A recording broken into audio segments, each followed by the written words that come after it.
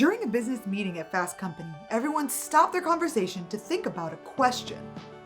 Do you talk to think or think to talk? Everyone began reflecting and the focus shifted toward the CFO, someone I'd call a real think-to-talker. You can tell he was in deep thought before answering, but his process was interrupted by the CEO who blurted, I talk. This began a series of discussions that gave everyone a better understanding of themselves and how to better run the company.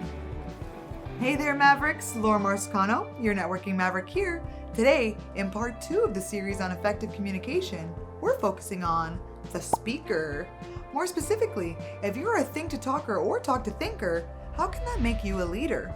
So when it comes to communication, I can chat it up with the best of them. I can also gab, blab, jabber, and blather, which you probably already have seen from my Instagram. But when it comes to conversation, things can get a little bit more complicated. So let's cut the gibberish and get right to it.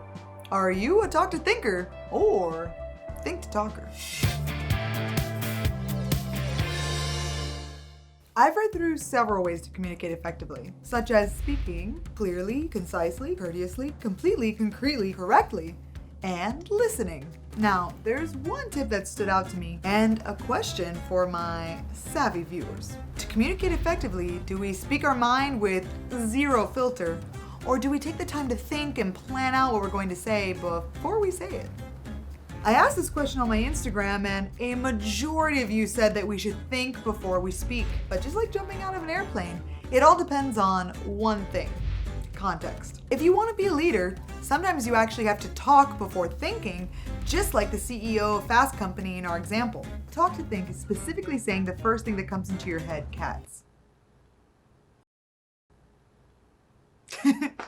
And basically letting those words form your thoughts, like watching cat videos right after this. We've all met that person that loves to speak their mind no matter what, and if we haven't, hi, I'm Lauren. Pleasure to meet you. These types of personalities are often seen as direct, fearless, impulsive, refreshing, and sometimes rude.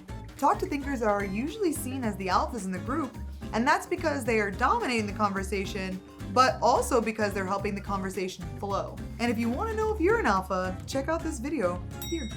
But for the most part, like in the poll on Instagram, a lot of people think that you should think before you talk or not speak at all. But we want to give a different perspective on that and show you why talk-to-thinking can actually be extremely beneficial in business.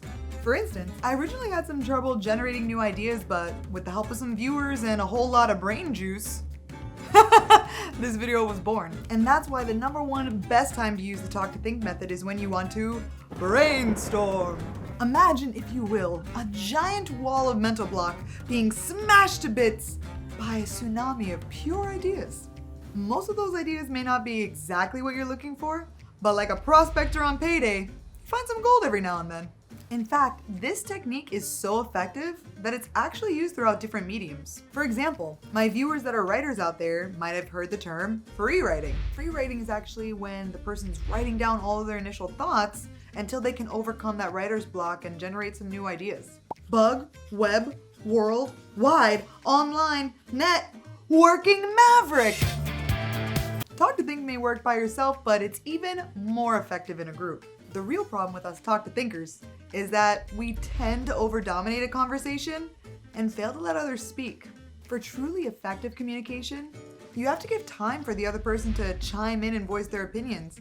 Sometimes you might be really surprised with what they're going to contribute. The whole point of Talk to Think is to lead your group of intelligent imagination experts in the right direction with a gentle push or nonsensical blurt. However, we need to remember that most people are in the other camp, those ones that need to change their filter every 6 months, and these people are called the think-to-talkers. Think-to-talk is the process of letting your thoughts form your words. Think-to-talkers often have personalities that are more reserved, pensive, methodical, and passive. If you're a think-to-talker, oftentimes you're misconstrued for not having anything to say with just being pensive. If this happens to you, it's important to let the other people know that you're actively engaged in the conversation by chiming in when questions are asked. Remember, as the think-to-talker, you're the expert in the conversation, and you're the only one able to really bring all these ideas floating around from the talk-to-thinkers and making them into a unified thought. Think talkers are perfect in these type of situations because they bring substance and depth into the conversation. Just make sure that you speak up when it's your time to shine. In fact, you can practice right now in the comment section below. Even though you might believe you're one or the other, the good news is you can become both. It's an invaluable skill to be able to really understand a conversation and determine what roles are missing. Because remember, these are lifelong skills that take a lot of practice and patience. But hopefully, with a little bit of time and effort, you'll be right on your way to becoming the most effective communicator that you can be. Now go enjoy those cat videos. Networking Maverick out. Happy connecting.